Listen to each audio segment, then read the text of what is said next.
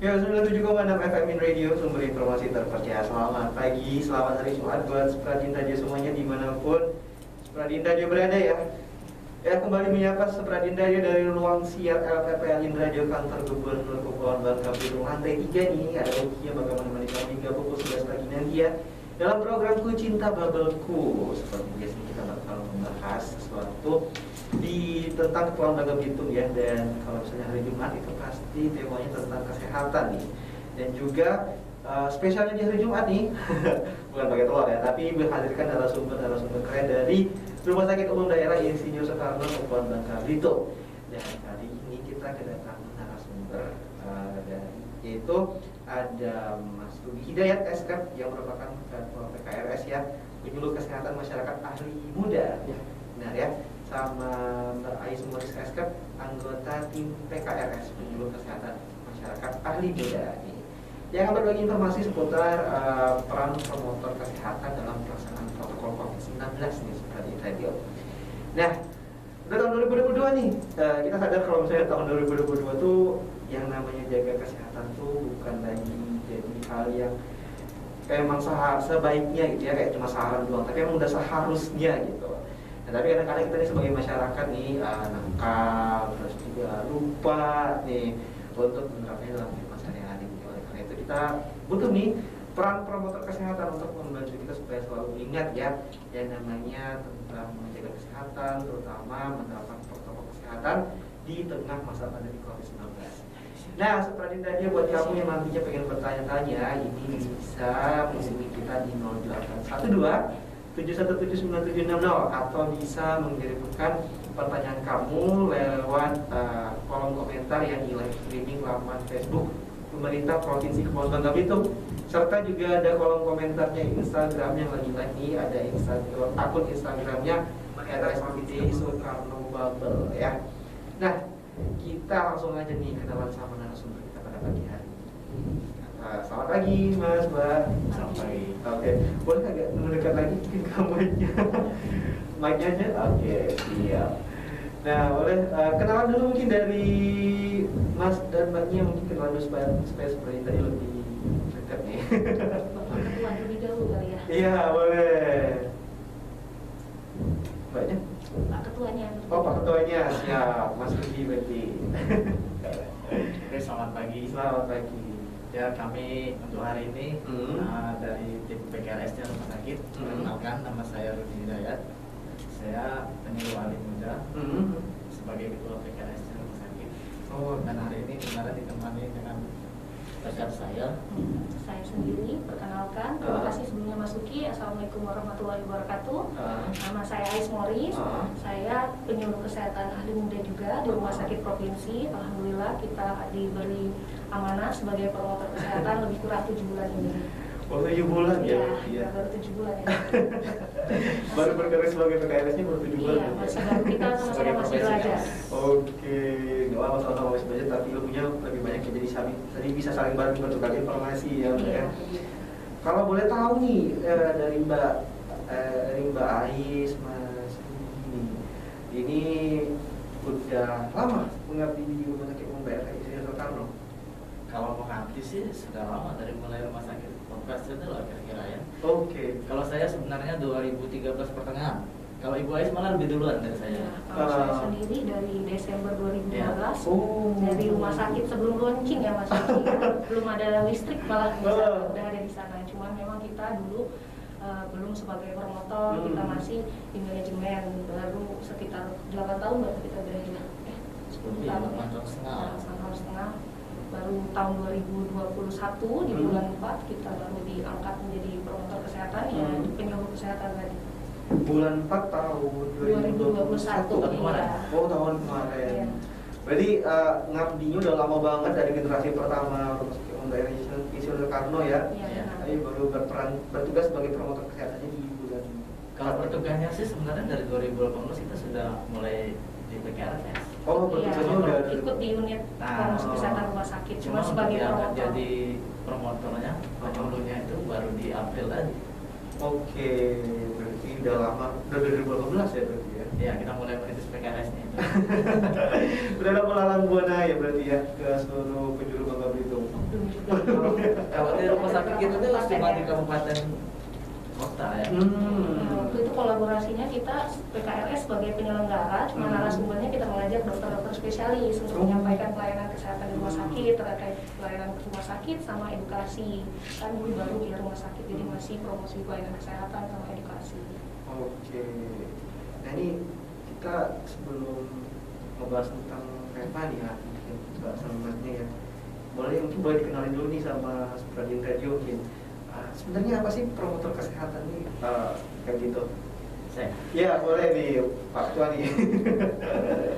Sebenarnya promotor itu profesi mas. Profesi ya. Profesi untuk pemberi promosi kesehatannya. Itu setara sama kayak nurse dan dokter gitu, ada apoteker gitu. Iya. Oh iya ya. Tapi kan dia untuk sekarang kan ada sekolahnya kan. Oh. Khusus dia di 3 promkes dia. Nama jurusannya apa? Promosi kesehatan dan ilmu perilaku. Oh, promosi kesehatan dan ilmu perilaku. Iya. Ya mungkin kalau orang awam menganggapnya promotor kesehatan itu dari asal katanya aja promotor ya mas ya. Oh, Jadi iya. penggerak ya, kita itu fungsinya penggerak masyarakat untuk meningkatkan kualitas kesehatannya. Ya tadi dari masyarakat yang tidak tahu menjadi tahu, sudah tahu dia mau dan dia mampu melaksanakan terjadi perubahan perilaku, itu yang fungsi kita sebagai promotor tadi. Wah, berarti kayak penyambung ini ya, penyambung informasi ya. Iya, memberi informasi. Tapi itu kalau dari promotornya ya, kalau siapa saja yang bisa untuk jadi promosi, tugas promosi kita melibatkan PPA. PPA itu apa? Oh ya, PPA itu profesional pemberi asuhan. Maksudnya profesi-profesi yang ada di rumah sakit. Oh iya. Ada dokter, perawat, bidang, semua itu kita masukkan dalam pemberi promosi. Ya, hanya promotor yang mengelolanya seperti itu. Oke, berarti lebih ke fungsinya ke manajemen Ya, juga ya gitu ya Mas ya. Wah, berarti siapa aja yang bisa jadi promotor nih, siapa aja bisa ya? Bisa asal dia memang basic kesehatan, gitu kan. Promotornya maksudnya promotor kesehatan ya. Kalau promotor yang lain kan beda. Iya, iya. Kalau sekarang ini lazimnya promotor itu penyuluh. Oh, Karena kita baik di puskesmas, di rumah sakit, di dinas kesehatan masih memakai istilah penyuluh. penyuluh kesehatan. Iya. Oh. Tapi kalau STR sekarang sudah promotor mas. Berarti title-nya aja penyuluh, tapi kalau di suratnya itu tulisannya Kalau dari organisasi Organisasi kita profesi. sudah organisasi profesi kita sudah Ah. promotor. Ah. Cuma kalau kita sebagai PNS ini kan Jabatannya masih penyuluh. penyuluh. Oke. Semua kayaknya masih penyuluh semua ya. Sama itu sebenarnya. Sama aja sebenarnya ya, promotor. Lebih keren aja mungkin promotor. Ada promotornya ya, kalau penyuluh kan mungkin lebih kayak penyuluh lapangan. Ya. Tugasnya sama. Iya, iya, iya, iya, iya. Ganti bungkus. Oke deh. Kalau boleh tahu nih, selain mempromosikan kesehatan, tugas promotor kesehatan itu terutama yang di RSUD Indonesia sekarang Bubble tuh apa aja sih? Mbak sama Mas. Nah, ini Kalau tugas sebenarnya ini ke rumah sakit ya. Iya, iya. Karena kalau promotor kesehatan itu kan luas. Oh, luas Ya, ya kan promotor kesehatan ada di puskesmas, ada di dinas kesehatan, ada di rumah sakit. Kalau rumah sakit itu kan kita ada namanya PKRS, promosi kesehatan rumah sakit. Oh iya tadi. Ya, tadi kita ini minta awal.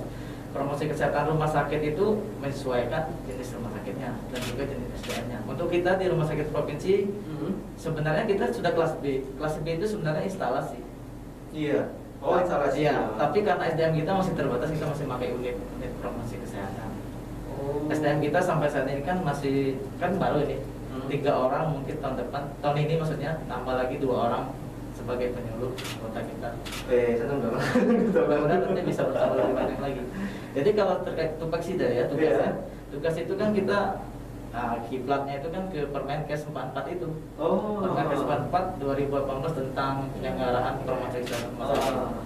Di mana di situ tugas utama itu kan yang namanya promosi kan, promotor kesehatan itu menginformasikan, mempengaruhi dan bisa memberdayakan masyarakat.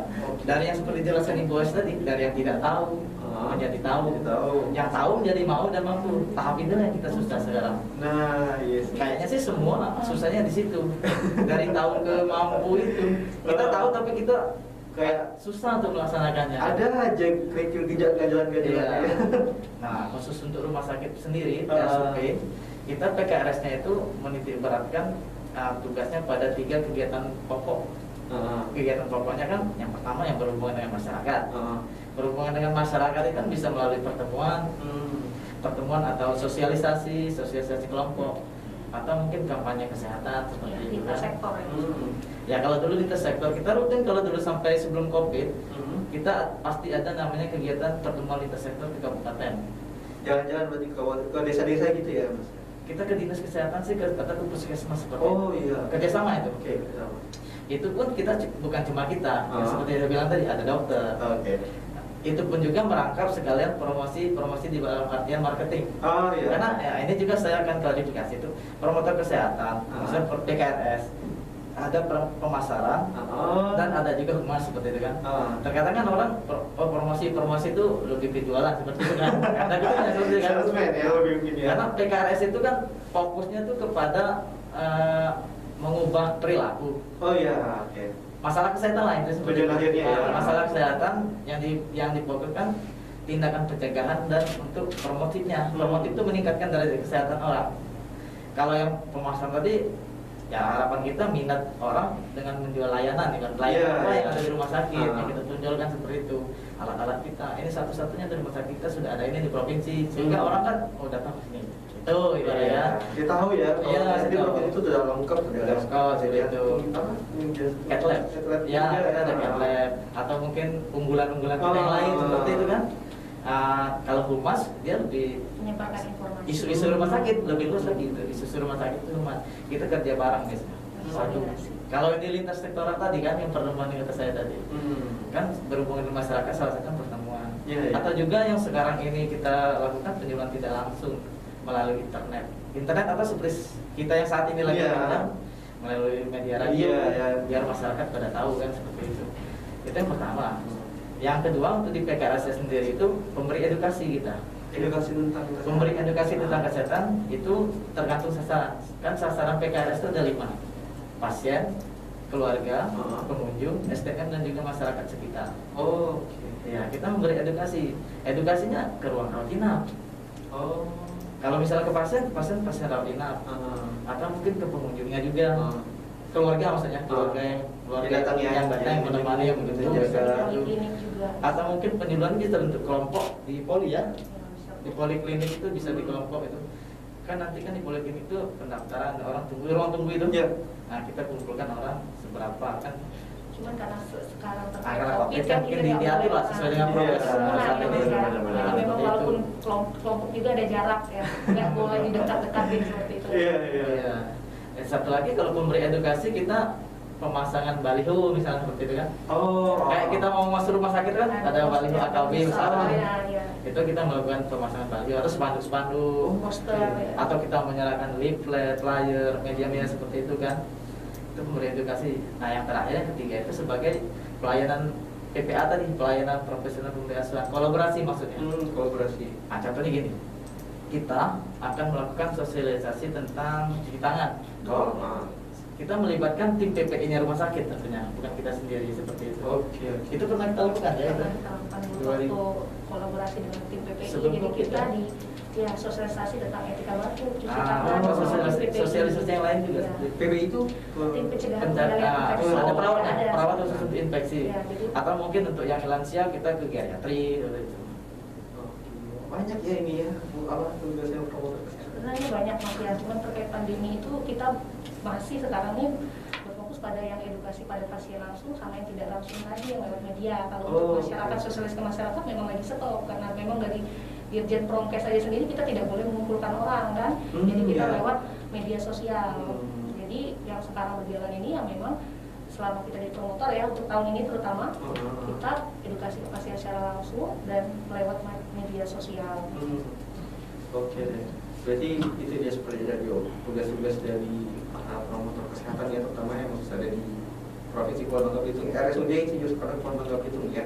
Jadi saya sempat mengutip kata-kata dari Mas Rudi ya tentang luas gitu kan. Promotor ini luasnya ada yang dari puskesmas juga, dari dinas kesehatan juga gitu. Nah kalau boleh tahu nih bedanya antara promotor kesehatan di rumah sakit sama di puskesmas sama di dinas mungkin boleh dikasih tahu sedikit sama seperti tadi bedanya apa gitu. Kalau bedanya mungkin dari ruang lingkup. Ruang lingkup berarti ruang lingkup aja berarti Iya, ya. kayaknya dari ruang lingkup Dari kerjanya. sasarannya ya. Karena kalau tugas utama kan namanya profesi promotor pasti sama kan. Promosi ya. Cuma ruang lingkupnya itu. Promotor kesehatan secara umum kan dia ya bisa ditinjau dari berbagai aspek sih mas sebenarnya. Misalnya kita tinjau dari aspek kesehatan, dia ada 4 ini. Upaya untuk promotif. Oke. Nah, kalau kita di rumah sakit upaya promotifnya itu sasarannya berarti ya pasien. Pasien maksudnya orang sehat. Orang yang sehat. Karena dia untuk meningkatkan derajat kesehatan. Oke. Nah, kalau yang kedua preventif. Preventif itu orang sehat dan beresiko, termasuk itu petugas. Maksudnya perawatnya atau mungkin kalau sekarang perawat kerja ya, yang beresiko biar dia tidak terpapar penyakit seperti itu kan. Nah yang ketiga itu yang kuratif, orang pasiennya ini. Pasiennya langsung. Yang kuratif pasien atau penderita orang yang sakit agar dia cepat sembuh harapan kita. Kita melakukan penyuluhan atau PNKes itu biar dia cepat sembuh. Nah yang keempat rehabilitatif itu orang yang pasien yang sudah sembuh. Jadi biar dia tuh penyembuhannya cepat dan juga bisa tidak kembali lagi sakit kalau bisa jangan atau mungkin terjadi kekambuhan jangan sampai kekambuhan juga tidak kambuh berarti ya, seperti itu. Oke. Itu kalau dari ruang lingkup yang secara luas kan, gitu kan? Kalau rumah sakit dipersempit lagi, sesuaikan sasaran tadi. Pasien misalnya ini pasien kita pakai pasien tuh yang kuratif ya, biar dia sembuh, segera sembuh. Segera sembuh ya, seperti itu. Kalau di puskesmas pasti lebih luas seperti karena dia apalagi sekarang lagi COVID ini kan, puskesmas sebagai garda terdepan itu strategi yang bagus itu. Orang itu aja puskesmas berarti kan. Iya sih. Benar-benar berarti ini yang bedanya seperti tadi. Jadi mungkin promosi kesehatan tuh kalau untuk promotor kesehatan tuh ada di mana-mana ya berarti ya mas ya, ada di dinas kesehatan, ada di puskesmas, di rumah sakit gitu. Malah banyaknya mungkin di puskesmas. Puskesmas Lebih banyak. Kalau kenapa di puskesmas? Kalau boleh tahu. Penerimaan kali ya. Jadi tergantung kondisinya ya gitu ya, lebih tergantung kondisi. Sebenarnya rumah sakit juga seperti saya bilang tadi kita kekurangan sebenarnya kita juga perlu. cakupan wilayahnya lebih besar mungkin kan ya ke masyarakat. Mungkin pertimbangannya rumah sakit kan PKRS kan baru. Oh iya. Baru kan 2015 kan Permenkesnya kan. Jadi setiap rumah sakit memang mewajibkan PKRS karena yang menunjang akreditasi, syarat akreditasi harus ada PKRS. Mungkin orangnya baru sedikit seperti itu.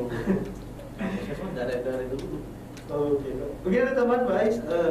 Tugas ya mas ya, ya mungkin sudah jelas seperti yang dijelaskan Bapak Ketua tadi kan, tugas utama kita itu memang memberikan informasi kesehatan. Jadi prinsipnya mengubah perilaku, bedanya tadi dengan humas atau marketing rumah sakit. Kalau kita lebih ke mengubahnya perilaku masyarakat tadi untuk meningkatkan derajat kesehatannya. Oke, jadi ini lebih kepada masyarakat secara langsung gitu ya. Nah, kalau boleh tahu nih, kegiatan apa aja sih atau hal-hal apa aja sih yang dipromosikan sama promotor kesehatan gitu selain tadi saya menangkap ada kayak cuci tangan gitu, jika batuk kalau nggak salah juga. Temanya ya. Jadi saya jelaskan kalau ruang apa tadi mas? Hal-hal apa aja apa saja yang dipromosikan ya, karena kita ini berfokus pada perubahan perilaku. Kita ini tetap mengarah tentang prokes mas, karena kebijakannya sekarang kan tentang prokes, tentang 5M, tentang adaptasi kebiasaan baru, dan tentang informasi terkait vaksinasi. Walaupun kita bukan vaksinator, kita memberikan informasi lewat media sosial, lewat penyuluhan langsung juga seperti itu. Jadi bentuknya apa, misalnya promosinya apa saja, yang tadi yang terkait untuk perubahan perilaku, contoh yang sudah pernah kita lakukan, kita saya sama Pak Rudi misalnya buat ada teman kita satu lagi penyuluh kesehatan itu membuat flyer, membuat brosur terkait prokes 5M tadi disebarkan melalui media sosial dari di Facebook, Instagram rumah sakit dibantu oleh tim humasnya rumah sakit seperti itu. Berarti banyak banget ya yang dipromosikan, intinya terkait fokus pandemi ini yang tentang COVID temanya memang. Kalau sekarang lagi pandemi berarti semuanya tergantung ini tentang COVID gitu ya. Iya memang. Jadi kayaknya kalau misalnya kayak ketika batu cuci tangan itu juga masuk ke COVID ya, soalnya kan cuci tangan juga sangat diharuskan ya, harus benar-benar juga cuci tangan ya. Soalnya itu sudah wajib itu. Iya. Sederhana, sederhana tapi manfaatnya luar biasa ya, masuk banyak orang lupa masalah itu, padahal sangat penting. Iya, kita tuh ke kamar mandi, buka keran, selesai gitu, sama sabun aja udah gitu. Padahal ternyata ada kayak ada langkah yang paling benar. Oke, seperti itu. Nah, kalau menurut pengalaman dari Mbak Ais sama Mas Rudi ini, salah satu saya nanya ini ya, apa sih hal terpenting yang harus dimiliki seorang promotor kesehatan supaya pesan yang mereka sampaikan ketika bertugas itu bisa diterima oleh masyarakat? Nah ini mungkin key pointnya di secara pengalamannya nih. Dari mana dulu nih Mbak? Mas Rudi dulu boleh? Boleh. Kalau yang penting bagi kita sebagai promotor itu, yang pasti motivasi dulu. Motivasi. Kita harus ada motivasi. Motivasi dan minat. Kalau kita nggak ada minat kan, loyo lah. Benar-benar. Motivasi dan minat.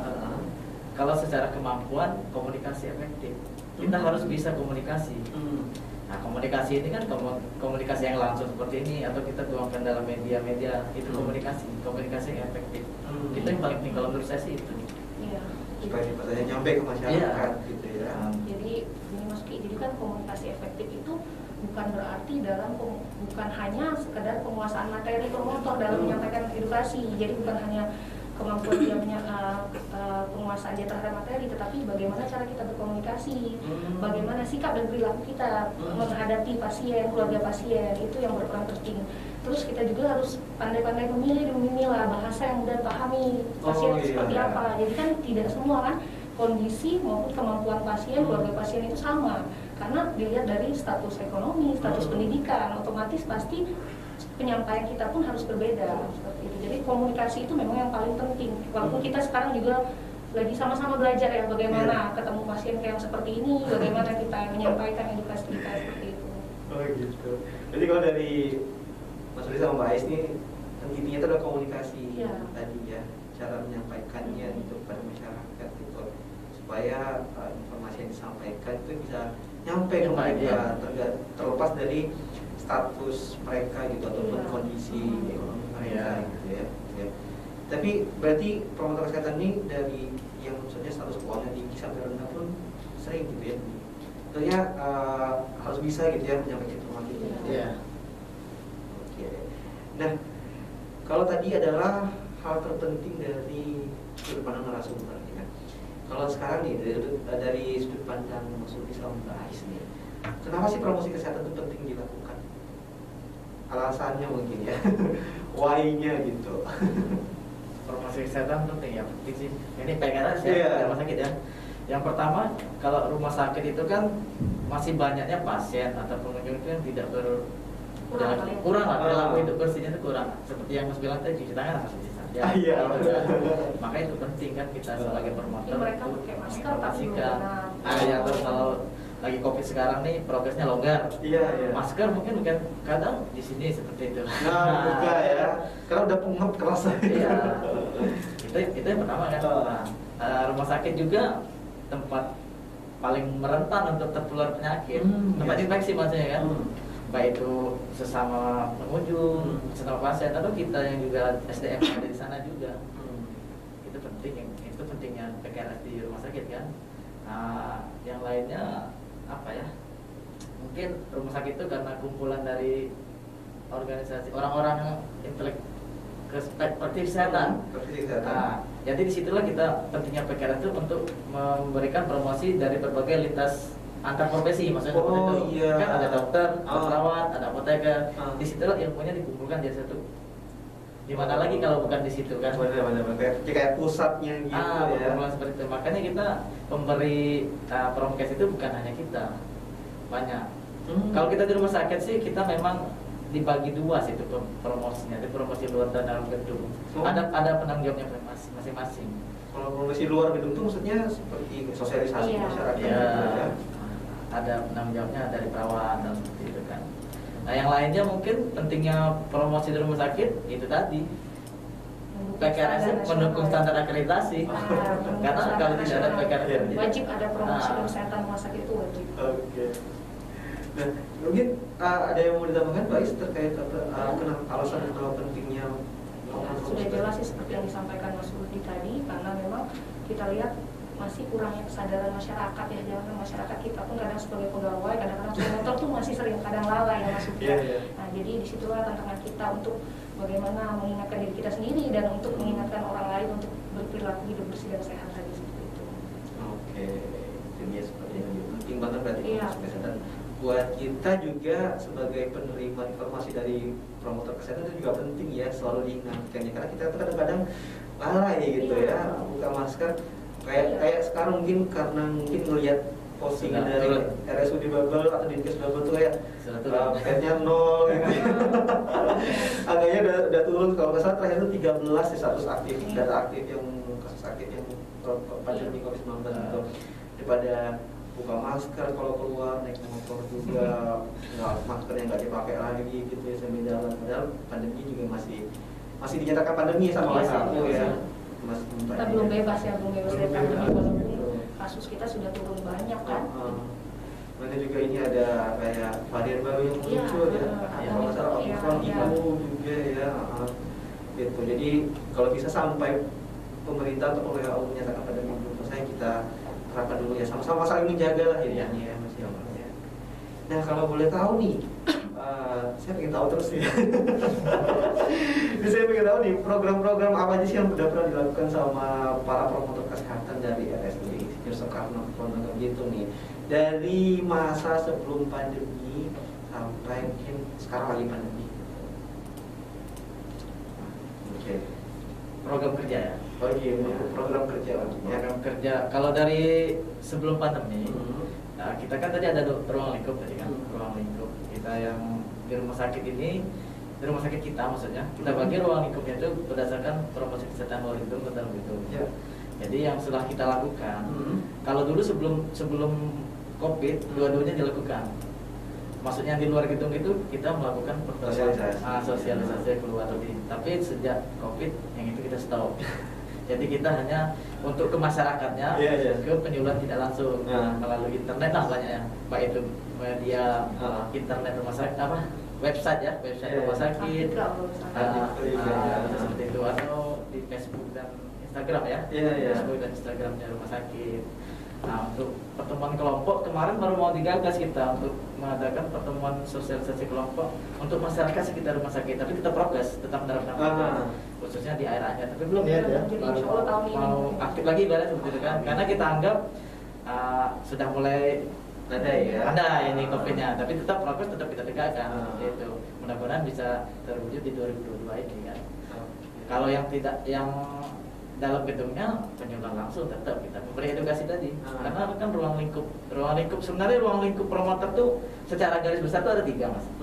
Yang pertama itu pemberdayaan masyarakat, baik itu melalui pendidikan kesehatan. Pendidikan kesehatan itu kan tujuannya ya untuk orang tuh meningkatkan derajat kesehatan dia kan, pendidikan kesehatan itu kan.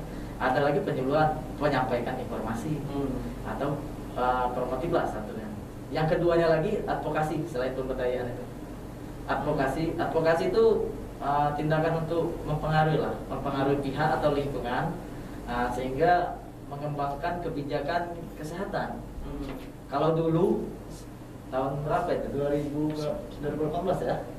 Kita ada menggagas untuk advokasi KTR. Jadi menjadikan kawasan rumah sakit kawasan tanpa rokok. Memang sebenarnya rumah sakit itu kan sudah wajib memang kawasan tanpa rokok masuk ya. Cuman waktu itu kita mau menggagas, kita mau menggagas itu kan advokasi itu lebih kita mempengaruhi kebijakan. Jadi kita advokasinya ke atas, jadi ke pimpinan. Dulu sempat kita mau buat tentang SK kebijakan mengenai KTR itu kawasan tanpa rokok. Memang sudah di rumah sakit sudah kawasan tanpa rokok, cuman kebijakannya seperti kayak petugas yang memberi yang mengelola dalam artian misalnya nanti ada pasien atau pengunjung atau SDM rumah sakit yang melanggar, masih ketemu nih, kadang rumah sakit kan masih banyak nih ketemu puntung rokok, sebenarnya tidak boleh kan. Nah jadi kita mau buat kebijakan, jadi petugas siapa saja nih nanti yang menegur, yang membuat mungkin nanti ada punishment kalau dari rumah sakit untuk SDM kita sendiri misalnya melakukan itu. Nah itu yang mau kita garap maksudnya ke depan, jadi benar-benar kawasan tanpa rokok ini berjalan dengan baik.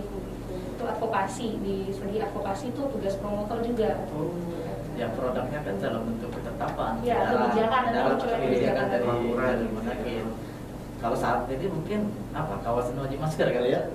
ke rumah sakit. Tapi belum tahu juga, nanti kita akan terus upayakan seperti itu advokasi. Nah selain advokasi, satu lagi kemitraan. Secara garis besar kan pemberdayaan, advokasi dan kemitraan. Kemitraan ini ya dukungan sosial atau pengorganisasian masyarakat. Nah, yang seperti yang saya bilang tadi, untuk ke depan atau tahun ini kita akan bekerja sama dengan Pemdesnya Air Aja rencanakan untuk melakukan penyuluhan sasaran kelompok. Mitra kita akan jadikan itu nanti melibatkan juga petugas puskes dan usaha rencana seperti itu. Yang mudah-mudahan bisa terwujud COVID ini segera berakhir lah biar kita bisa lebih leluasa. Iya. Karena kayaknya masyarakat juga harus diingatkan, apalagi kalau nggak salah tuh beberapa bulan kemarin tuh heboh tentang demam berdarah gitu. Iya. Padahal kan itu juga penting ya untuk Iya. selalu diingatkan cara untuk supaya tidak memunculkan genangan air. Iya, PSN ya, juga perantas sarang nyamuk. Iya gitu. Jadi mungkin semoga tahun 2022 biar segera berakhir lah pandeminya. Nah, kalau itu kan program-program secara ini ya, gitu ya. Kalau misalnya kita lihat sekarang kasusnya kan di masyarakat tuh COVID-19 kan ya. Kita lihat banyak orang masyarakat yang udah mulai tidak patuh nih sama protokol kesehatan nih. Nah, kalau misalnya Mas Rudi sama Mbak Esti ngeliat fenomena tersebut gitu, bagaimana tuh menanggapinya? Ya kalau kata Mas tadi, sekarang banyak orang tidak patuh ya. Kita pun kita pun sendiri kadang-kadang juga lalai ya. Jadi kalau berdasarkan dari pertama kali kita ketemu kasus Indonesia COVID itu kan Maret 2020 ya Mas ya. Ya jadi kalau ke sekarang ini hampir Maret lagi udah hampir 2 tahun ya. Jadi wajar, menurut saya wajar kita itu udah sampai pada titik jenuh. Jadi ya jadi kalau untuk prokes kita mulai longgar tuh wajar kita udah sampai ke titik jenuh. Nah itulah mengapa tantangan kita tadi, tantangan kita sebagai promotor kesehatan untuk mengingatkan kembali ke masyarakat kalau kita ini belum selesai nih, pandemi belum selesai nih, Indonesia ini belum selesai, walaupun kasus kita sudah mulai turun, sudah landai, walaupun kemarin pasca Natura ternyata kasus kita nggak melonjak seperti tahun kemarin kan, ya alhamdulillah melonjak, cuman memang beberapa hari ini kalau melihat dari data Satgas Covid itu Omicron yang mulai naik ya. Nah makanya kita ada nih share kemarin di Instagram dibantu Humas tentang waspadai Omicron kan. Nah itu untuk jadi kalau menurut pandangan saya kalau prokes longgar itu setelah 2 tahun wajar Mas tadinya. Jadi dulu kita bisa berkumpul sama teman, sama keluarga, tapi udah dilarang kan, mobilisasi terbatas. Yang kita orang luar kota nggak bisa mudik-mudik, jadi udah wajar bagi saya kalau untuk longgar itu udah 2 tahun udah titik jenuh. Cuman itulah tadi tantangan kita sebagai promotor, kita harus mengingatkan diri kita sendiri, terus mengingatkan masyarakat untuk tetap waspada, tetap jaga prokes karena kita pandemi belum berakhir.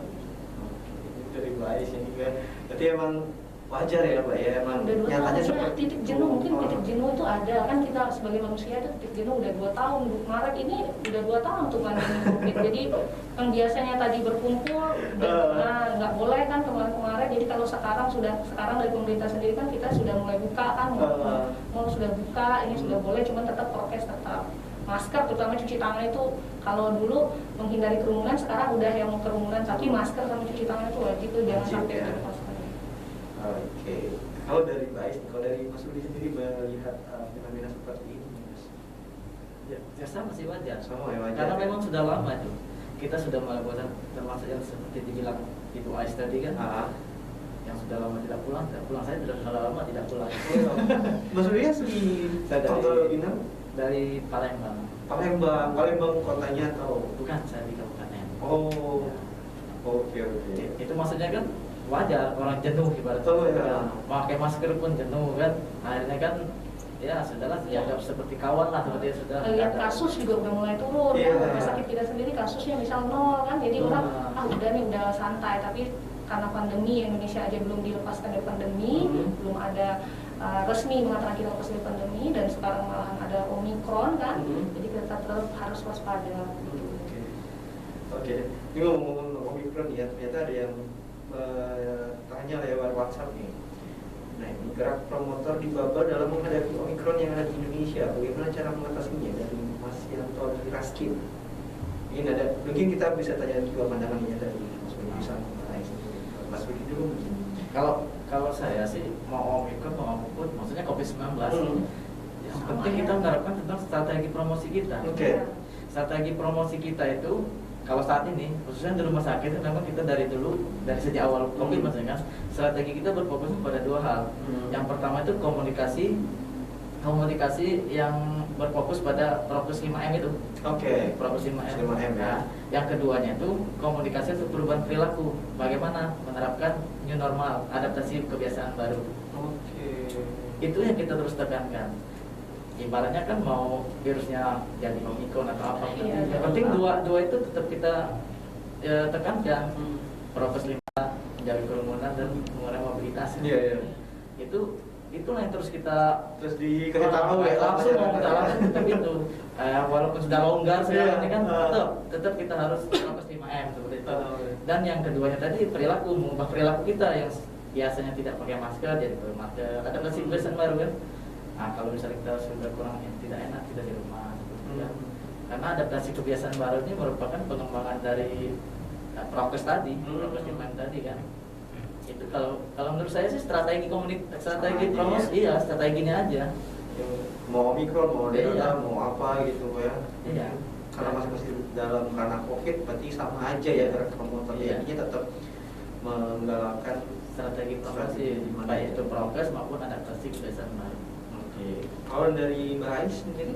Iya sama Mas, karena Omikron itu kan dari variasi sedikit ya, cuman katanya kalau dari WHO mengatakan dia lebih cepat, cuman resiko kematian atau ininya lebih ringan dibanding COVID-19. Tapi walaupun itu kan kalau kita sudah kena sakit, otomatis produktivitas kita juga berkurang. Jadi makanya kita tetap menjaga prokes tadi, memang berpusat pada prokes dari pusat aja, dari Kemenkes, dari Dirjen Prokesnya sendiri itu yang digaungkan kan. Prokes 5M, adaptasi kebiasaan baru, seperti itu harus tetap dijalankan. Oke, itu ya Mas Yanto Diraskin nih. Jadi kalau bertanya tentang gerak promotor di bubble dalam menghadapi Omikron yang ada di Indonesia, sama aja intinya, sama kayak menghadapi Alpha, Alpha, Beta, Delta gitu dan selain sebagainya gitu, masih dalam ranah COVID ya. Intinya ya selain dari tugas promotor kesehatan yang selalu menginformasikan harus menerapkan protokol kesehatan, kita juga sebagai masyarakat yang menerima informasinya juga harus ikut melaksanakannya gitu ya, supaya saling berkesinambungan, mutualisme, simbiosis mutualisme, jadi sama-sama saling membantu gitu. Gitu ya Mas ya, pada jelaskan. Mungkin seperti tadi juga mungkin yang ada pengen bertanya juga bisa menghubungi 0812 bisa lewat WhatsApp ya, atau bisa lewat telepon juga, atau mungkin bisa menuliskan pertanyaannya di Instagram RSUD Soekarno Bubble dan juga di kolom komentar di laman Facebook pemerintah Provinsi Ponorogo itu. Nah, nih kalau tadi kan kita ngomongin tentang adaptasi kebiasaan baru gitu ya, pakai masker 5M gitu. Tadi kita juga udah ngebahasin tentang masyarakat tuh udah mulai jenuh dulu sama protokol kesehatan 5M gitu, adaptasi kebiasaan baru gitu. Nah sekarang nih, gimana sih caranya supaya kalau dari promotor kesehatan sendiri tuh supaya bisa kembali mengingatkan, nggak cuma sekedar mengingatkan tapi juga membuat mereka tergerak kembali gitu buat pakai masker lagi, ada menaati protokol kesehatan 5M lagi gitu. Strateginya dari promotor kesehatan di bubble Terus saja. Terus ya. Terus kita tetap melakukan penyuluhannya, tetap jangan berhenti. Informasi yang akurat sampai informasi yang akurat.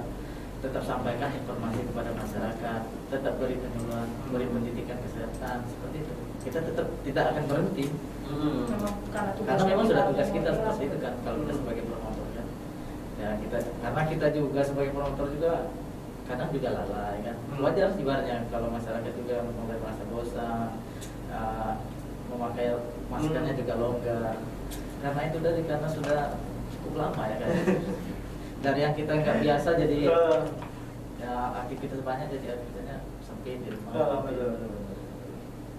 Berarti terus-terusan ya, strateginya adalah terus-terusan memberikan informasi kepada masyarakat gitu. Karena sekarang kan Mas ya, kita masyarakat kita hampir sudah punya gadget ya, jadi dapat informasi yang positif dan negatif itu banyak dari gadget ya. Nah, jadi tugasnya kita itu memberikan informasi yang akurat dari sumber yang terpercaya. Contohnya dari Kemenkes, dari Dirjen Prokes, misalnya sekarang tentang Omikron.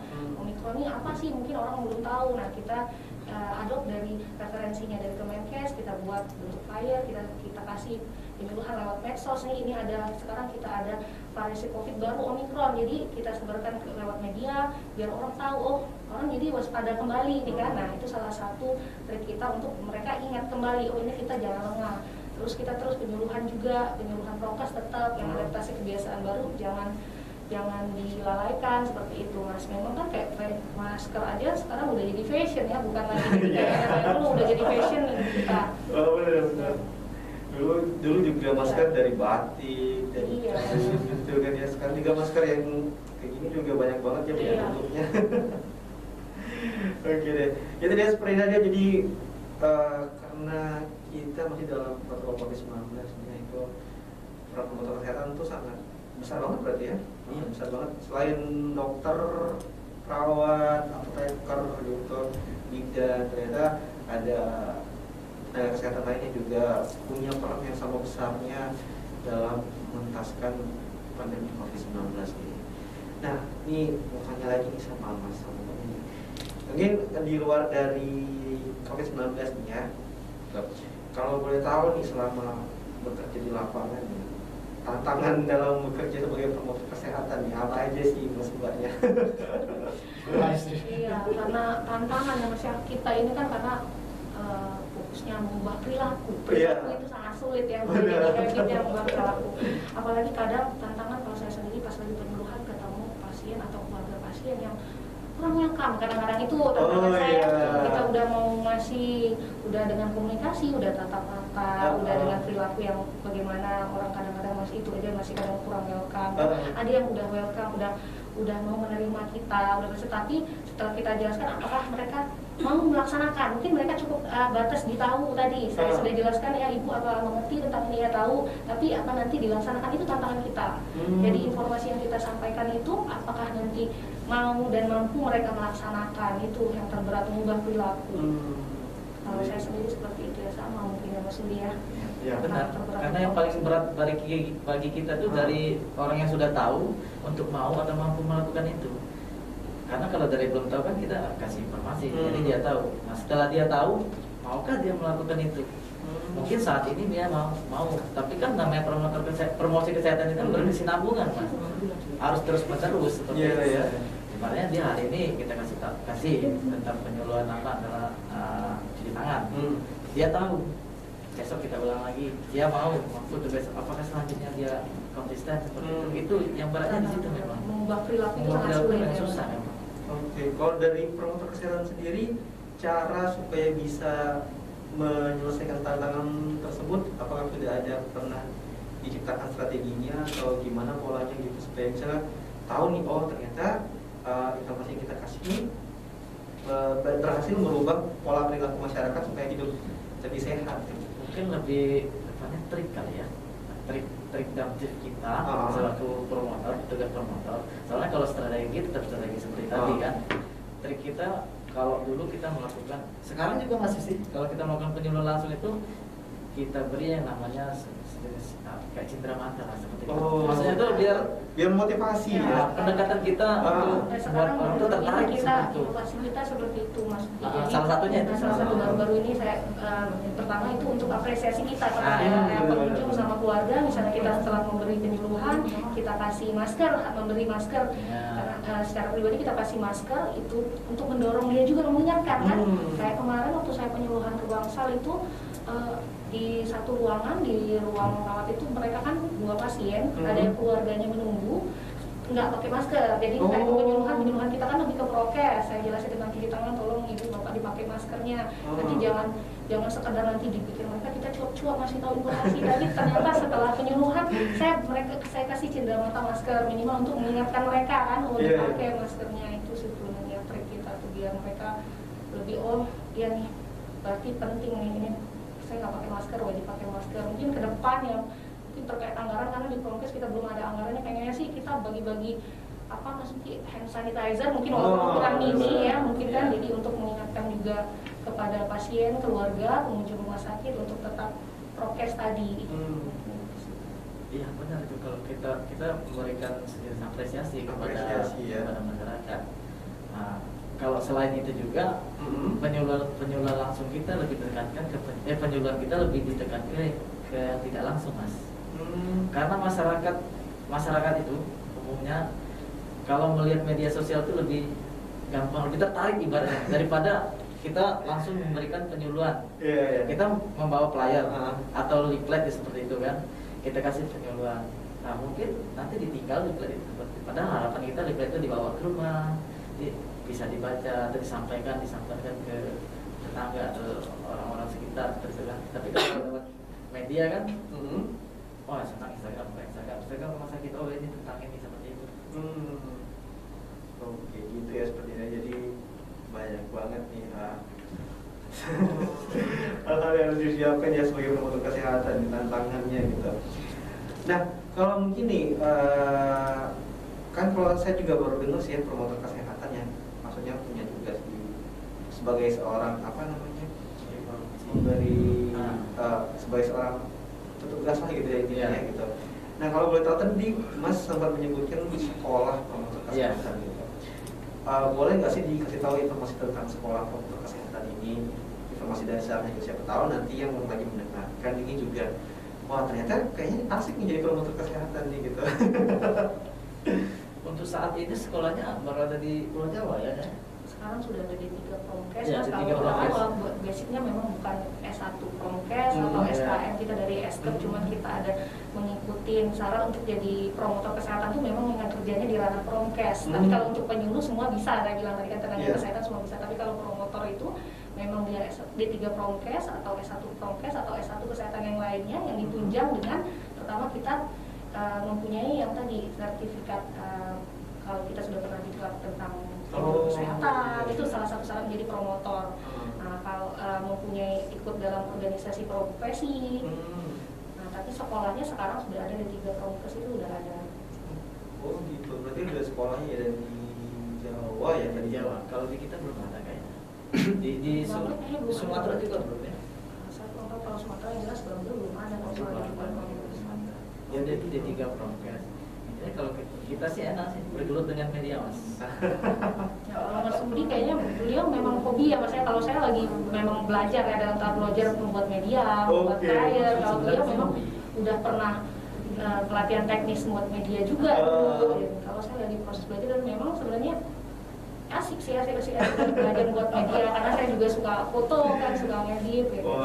Kan memang yang paling berat itu waktu ngadepin penyuluhan langsung ke pasien, yang ketemu pasien yang kami itu, wah itu tantangan memang itu. Gimana nih menarik dia biar fokus, biar memperhatikan saya, nah itu yang paling sulit. Nah, saya penasaran sih, tadi kan Mbak sempat nyebut pas ngasih penyuluhan ke pasien di rumah sakit gitu kan ya.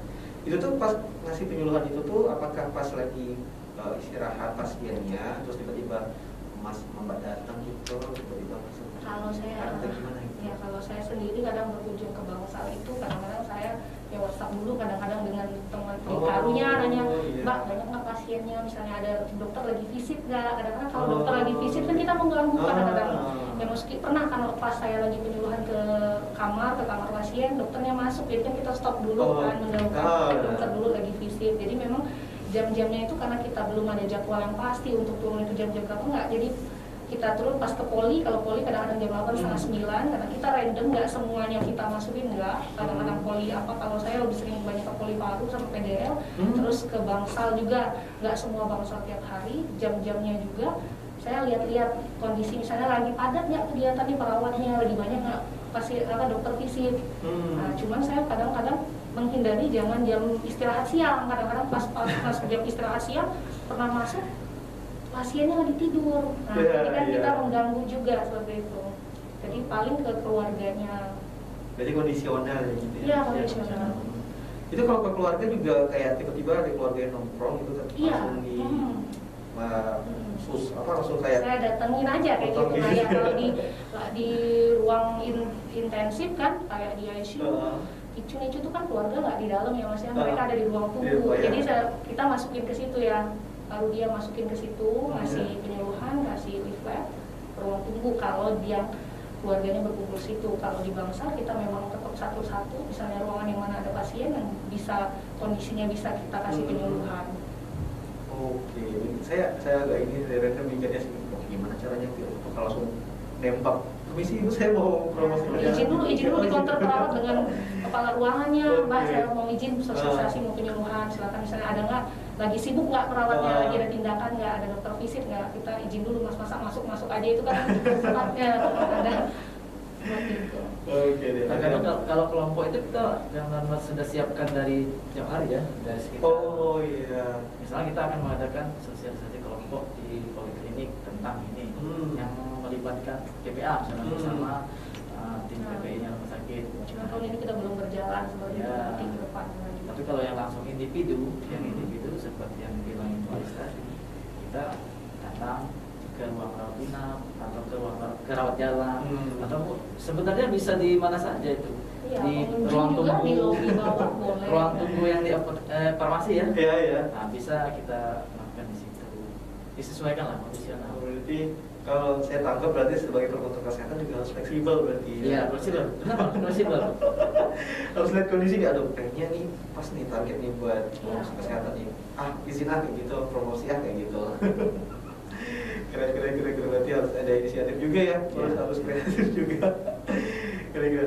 Nah selama bertugas nih, Mas sama Mbak, ada nggak sih suka duka gitu, sukanya kenapa sama ya ada saya sukanya kayak gini jadi promotor kesehatan, tapi kalau saya nggak suka jadi promotor kesehatan kayak gini gitu. Kalau suka duka pasti ada. Oh gitu. Iya. Sukanya ya karena kita dimotivasi minat. Saya memang minat. Oh emang sudah ini minat di media, minat sama komunikasi seperti juga mengasih informasi kepada orang, menginformasikan. Itu sukanya saya. Oh suka. Jadi tadi yang digarisbawahi sama Mas Rudi tadi ya, key poinnya tadi yang motivasi itu tadi ya. Minat saya memang suka di situ. Nah dukanya seperti bilang Ibu Ais tadi, ketika kita promosi ke individu kebanyakan seperti itu. Pasien yang kurang berkas, iya. Itu atau pas kita kasih penyuluhan dia kayak dengar ya Mas, terus giliran saya minta, Ibu boleh bisa nggak Ibu demonstrasi ulang yang saya ajarkan tadi? Ternyata enggak, wah itu kayaknya nggak berhasil nih. Berarti selesai saya ulangi kembali. Berarti orang tadi apa cuma denger aja gimana itu sebenarnya dukanya. Kalau lebih banyak suka duka belum banyak kali Mas ya, karena kita baru ya. Mungkin nanti kalau jam terbangnya udah tinggi, kali banyak ketemu suka dukanya itu nanti lebih banyak mungkin. Oke, jadi boleh nggak sih diceritain kalau misalnya pernah tahu pasien yang kayak gimana gitu yang paling bikin agak gitu, agak naik gitu. Nggak bisa juga kita mau naik itu nggak bisa Mas. Cuman waktu itu pernah saya penyuluhan di Bangsal yang kelas 3 apa ya, jadi kalau masalah satu kamarnya itu kan ada 4 ya pasiennya ya, jadi keluarganya pun kebenaran saya juga bingung waktu itu kok mungkin ada kebobolan atau gimana, satu pasien itu ada 2 sampai 3 pengunjung, padahal kan memang kemarin seperti larang. Jadi pas ketika saya masuk, mereka kan memang nggak ada tempat duduk khusus karena sebenarnya cuma satu kan yang boleh kan, jadi mereka kan lesehan di bawah ya, ada yang lagi sambil guling, ada yang sambil duduk. Ketika saya izin masuk, permisi Ibu, saya perkenalkan diri kan, nama saya ini Bu, saya tim penyuluh, mau ngasih edukasi, mereka masih cuek, masih ngobrol, itu udah pernah tuh. Dalam hati kadang-kadang, aduh beda Masya Allah orang ini gimana ya caranya ini. Jadi dia masih boleh, oh iya ya silakan aja Bu, katanya silakan aja Bu. Kita nggak mungkin juga kan Mas, mereka lesehan kita berdiri kan. Ya jadi ya trik dari saya sendiri, oh ya nggak apa-apa Bu, nggak apa-apa, mau sambil gulingan nggak masalah. Saya duduk juga, jadi saya ikut lesehan aja di situ. Jadi untuk trik yang ngadepin kayak gitu, kalau kita berdiri kayak kurang etis juga kan Mas. Yang penting nyampe. Nanti mereka pertama waktu saya jelasin kayak cuek semua, kayak nggak mau kali. Udah Bu, saya sini cuci tangan udah tahu. Oh ya udah tahu ya Bu, mungkin boleh Ibu praktekin, mungkin Ibu sudah tahu tapi belum benar, nanti saya ajarkan. Pokoknya sebagaimana biar yang kita sampaikan ini bermanfaat sama mereka, jangan sekedar lewat. Kalau saya seperti itu, pengalaman saya sih yang masih guling, masih duduk, saya berusaha seperti itu. Saya duduk juga, jadi saya duduk juga biar mereka fokus kepada saya waktu menjelaskan. Oke. Kalau dari Mas Rudi ini mungkin ada cerita-cerita sama sih, pernah ke pasien yang bikin kayak agak darah tinggian dikit nih. Agak kesel dikit nih. Kondisinya pasti sama, seperti itu. Tinggal kita bagaimana pendekatan kita kepada pasien seperti itu. Ais bilang tadi, kalau yang lagi duduk kita ikut duduk, menyesuaikan dengan keadaan pasien. Pernah juga kadang kita yang kita beri penyuluhan itu kan tidak hanya pasien, pengunjung juga tadi kan, pengunjung. Saya pernah dulu melakukan penyuluhan itu, ternyata pengunjungnya sama seperti kesehatan juga mas. Oh. Seperti itu kan. Oh ya cukup bagus seperti itu. Artinya kan ya kalau yang bisa welcome nerima, ada yang dalam tanda kutip dia seperti nggak menerima ya barangnya. Saya sudah paham ini barangnya seperti itu. Oh ya bagus sebenarnya. Tapi kita tetap kita namanya tugas kita sebagai promosi pemberi edukasi. Nah, artinya kita bukan memberi pendidikan kesehatan, kita sampaikan saja seperti itu kan. Dia sudah paham. Oke. Jadi ya. Kalau misalnya ketemu sama, kalau misalnya ada yang kayak tiba-tiba Mas Mbak datang nih mau ngasih itu katanya si pasiennya risih. Coba tetap dilanjutin apa? Ya udah stop gitu. Kalau saya tanya dulu mas, ketika saya ketok pintu Izin. pernah izin saya mau ganti baju iya, istrinya ya kita iya. izin nggak mungkin kita masuk, oh ibu lagi ini ya saya izin keluar ya bu, saya masuk dulu ke kamar sebelah, nanti saya masuk lagi, tapi saya pesan, saya titip buat kontrak dengan mereka, nanti saya kesini lagi ya bu ya, kalau sudah ya saya keliling dulu sebentar, nanti saya kesini lagi, seperti itu mas. Jadi kalau mereka juga lagi ada sesuatu yang maksudnya jangan sampai kita berhentikan kalau misalnya itu kayak lagi ada bersih badan dan macam-macam, kan kita stop dulu. Tapi saya kontrak waktu, ibu nanti sebentar lagi saya mampir lagi ya bu ya, saya jangan sampai lewat, udah ke Palang, kita ke Bangsal nih kan, ke sebelah dulu, jadi ke sebelah nanti saya datang lagi, seperti itu mas. Kalau misalnya nih ada nggak sih pernah yang bilang kayak ini, tiba-tiba mbak sama masnya udah bilang, permisi ibu saya mau izin promosi kesehatan bla gitu ya semuanya. Terus si pasiennya bilang, maaf mas saya enggak deh gitu. Itu apakah tetap dilanjutin atau ya udah gitu pasiennya, makasih ya ibu kayak gitu? Kalau sampai saat ini belum ada kayak gitu.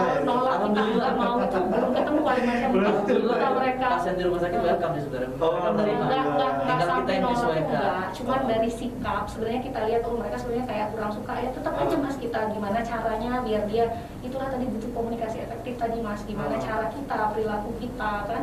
Jadi kita kontak mata dengan mereka bagaimana, jangan sekedar kita jelasin tapi kita kemana-mana kontak mata. Jadi kita sekarang memang simpati dan empati kepada mereka.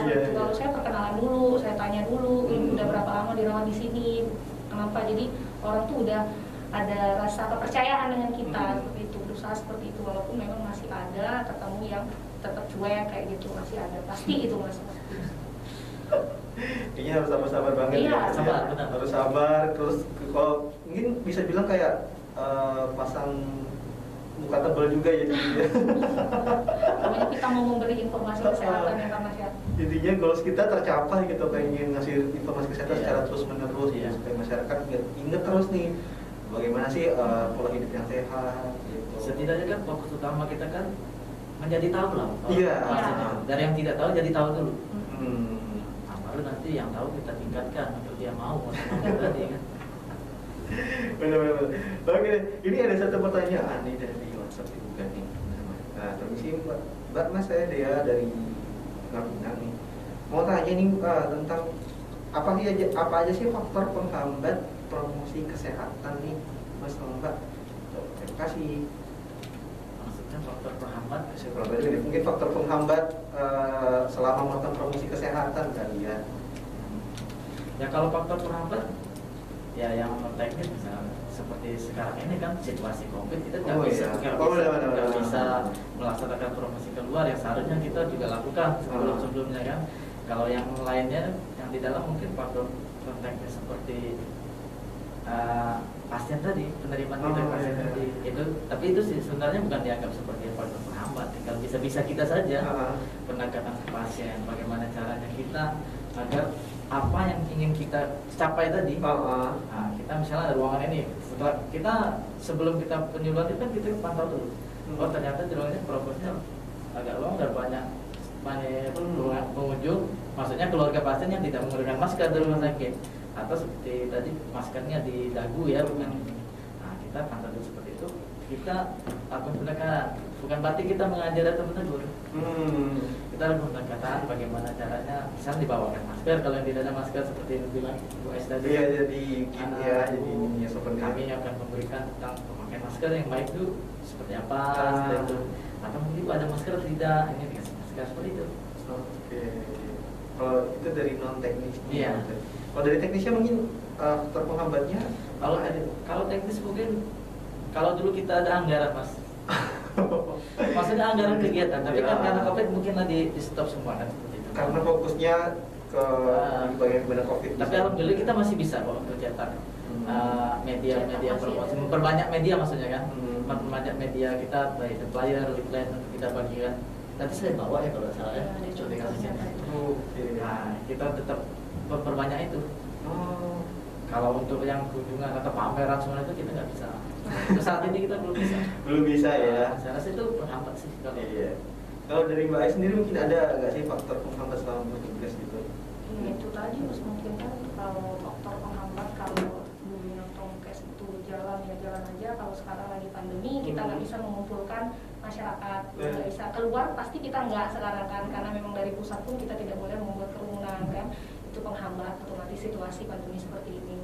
Terus kedua, faktor penghambat di lapangan yang mungkin terkait misalnya kalau media tadi yang kita anggaran nggak ada, misalnya tadi kan kita jadi kita nggak bisa, tapi kita bisa lah penyuluhan lewat diakali dengan penyuluhan langsung tanpa media. Misalnya biar dana cetak kita habis, nah kita tetap bisa penyuluhan, nggak mesti ada media, kita ngomong langsung masih bisa seperti itu. Jadi disiasati bagaimana caranya tetap informasi sampaikan, walaupun informasi yang kita sampaikan mungkin prokes ya, pikir orang sederhana banget ya, tapi itu manfaatnya luar biasa. Cuci tangan itu wajib Mas, di standar akreditasi itu nggak cuma pengunjung pasien, nggak cuma pengunjung pasien, tapi SDM kita pun wajib semua harus tahu. Minimal 80% ya penilaian dari rumah sakit cuci tangan, walaupun orang memikirkan sederhana cuci tangan, ini padahal manfaatnya luar biasa banget itu. Makanya itu wajib setiap penyuluhan, pasti saya juga jelasin itu yang paling utama. Oke deh. Saya sedikit menangkap nih. Saya penasaran juga sih sebenarnya. Tadi kan kalau misalnya strategi ke pasien itu kayak promosi kesehatan ke pasien itu izin dulu gitu kan. Kalau misalnya promosi kesehatan di tempat kerja kepada sesama rekan kerja, tadi kan SDM ya. SDM-nya gitu ya. Itu gimana? Apakah emang menyediakan waktu khusus ataukah sama dengan kondisi kayaknya bisa dibuat promosi ini gitu? Salah gitu. Kalau SDM kita nggak langsung ya, nggak langsung kayak kita siapkan. Oh, emang ada waktu ya khususnya ya. Kita akan sekarang kita kan masih dari media, masih Iya. kalau kita buat langsung ke SDM ini kan belum ada nih, tahun ini sama pandemi kita belum pernah mengumpulkan SDM kita sendiri untuk melakukan sosialisasi. Kalau dulu bukan kita ya, dari tim PPI ya membantu kalau setiap ada SDM baru itu tetap ada orientasi kan, salah satunya juga menjelaskan dulu tim PPI yang menjelaskan bagaimana tentang cara cuci tangan, itu tetap dijelasin Mas Andi kemarin bagaimana tentang bantuan beli basah. Jadi ada orientasi baru setiap pegawai baru. Cuman kalau untuk dari Promkes selama pandemi ini kita memang belum pernah lagi ngadain ya untuk sosialisasi ke pegawai, itu belum. Nanti ke depan mungkin apalagi kalau sudah bisa melakukan sosialisasi kelompok, nanti mulailah nanti ya Mas Budi, dalam program kerja kita nanti ya dilanjutkan ke pegawai. Berarti memang kalau untuk ke pegawai sendiri itu lebih kepada sudah disiapkan gitu ya, misalnya hari apa gitu, ruang mana gitu. Dia lebih seperti sosialisasi pelayanan antar PPA tadi. Jadi kita melibatkan kayak undangan sih, pemberitaannya bisa undangan, bisa langsung ya seperti misalnya kan di manajemen, khususnya manajemen nih, manajemen. Misalnya nanti kita ke bidang ini, kita akan melakukan pelayanan. Sama bidang ini juga seperti itu. Nggak langsung ke pasar kita, datang langsung kan. Lihat kondisi kayaknya lagi senang nih. Banyak di ke pengunjung sama ini ya dibanding ke pegawai gitu. Kalau pegawai sih mereka kan sudah lihat ada banner yang sudah kita pasang kan ya, dari sosial media juga teman-teman mungkin sudah lihat apa yang kita share, mungkin dari situ di tempat-tempat ruangan pun sudah diletakkan hand sanitizer, security kita cek suhu itu sudah berjalan karena saya AKB itu tadi kan. Mungkin juga kayak jadi tanggung jawab sosial juga kali ya, ngeliat rekan-rekannya. Sekarang ya memang nggak lagi ya, waktu awal-awal masih kencang-kencang banget ya, kalau sekarang memang udah mulai longgar. Oke deh. Jadi dia seperti aja berarti lika-liku dari tugas protokol kesehatan nih, baik yang seputar pandemi COVID-19, terus juga di luar pandemi COVID-19. Ternyata kayaknya asik juga ya jadi promotor kesehatan gitu ya. Karena selain berkecimpung di dunia kesehatan, kita juga bisa ketemu yang lain, ketemu media, juga bisa belajar di sana gitu, belajar tentang dasar-dasar hidup sehat gitu.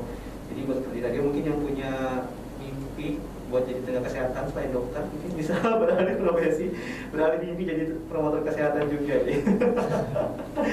Oke deh, gak terasa ini sudah 1 jam, kita ngobrol bareng sama Mas Rudi sama Mbak Ais nih.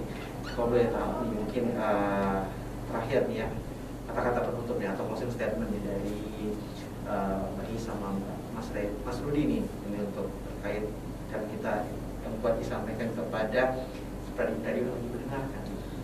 Ya, kalau untuk masyarakat, karena sekarang ini kita masih pandemi di sini, ya tetap jangan abaikan prokes 5M kita. Ya. Tetaplah, walaupun keadaan COVID kita sudah mulai menurun seperti sekarang ini kan, tetap jangan lalai, tetap tegakkan prokes 5M dan tetap lakukan adaptasi kebiasaan baru sampai benar-benar status pandemi itu dicabut. Oke. Kalau dari Mbak Ais sendiri?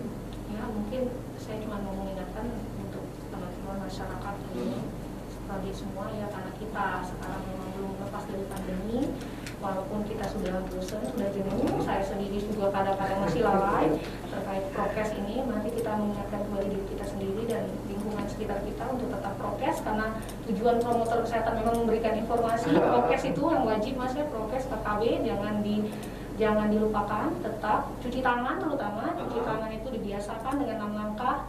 Saya juga belajar sambil mengedukasi, saya pun jadi terbiasa, Mas. Jadi kalau cuci tangan pun 6 langkah, kayak gitu 6 langkah kayak gitu kan. Jadi tetap waspada aja. Sekarang mungkin Omikron ada mulai naik, walaupun Omikron itu tidak resiko parahannya beda dengan yang kemarin, tapi kita tetap harus waspada. Itu aja kali, Mas. Terima kasih ya. Iya, tapi emang benar sih kalau kata Mbak Ais tadi, kalau sudah kita belajar terus dipraktikkan terus menerus, kita jadi punya sendiri gitu. Soalnya dulu juga saya pas awal-awal pandemi gitu kan ya, kayak agak parno kan sama COVID kan gitu, terus tiba-tiba kan langsung belajar nih, oh gimana cara cuci tangan yang benar. Akhirnya setiap cuci tangan itu pasti dibiasainnya harus kayak gini lah dia lah. Meskipun agak lama ya gitu ya, tapi tetap fungsinya luar biasa gitu. Oke deh, Sprint Radio, terima kasih buat Sprint Radio sudah mendengarkan kita baru hari ini ya, dengan tema peran promotor kesehatan dalam pelaksanaan protokol COVID-19 nih. Terima kasih juga buat Mas Rudi, buat Mbak Ais nih yang udah mau datang hari ini ke studio radio. Semoga jangan kapok lagi ya, kalau boleh nanti melakukan promosi kesehatannya di sini gitu, entah cuci tangannya benar gitu, atau ketika batuknya gitu ya, mungkin boleh nanti berbagi informasi lagi kepada seperti itu. Jangan kapok ya. Oke dan seperti itu aja, sampai jumpa lagi di lain waktu, sampai jumpa lagi di program kita waktu selanjutnya. Selamat hari Jumat dan selamat beraktivitas buat kamu semuanya. Semoga, dan jangan lupa tadi pesannya dari para promotor kesehatan kita nih ya, jangan lupa untuk selalu menerapkan protokol kesehatan. Wajar kalau bosan, wajar kalau kayak masih jenuh gitu ya, tapi tetap harus diingat bahwa status pandemi kita belum dicabut gitu, walaupun angkanya sudah mulai landai, PPKM levelnya sudah mulai turun gitu kan ya, tapi tetap pandemi itu juga masih berlangsung. Jadi yuk sama-sama saling mengingatkan, jangan lupa protokol kesehatannya. Oke, meskipun simpel tapi luar biasa manfaatnya. Saya izin pamit, sampai jumpa lagi dan assalamualaikum warahmatullahi wabarakatuh.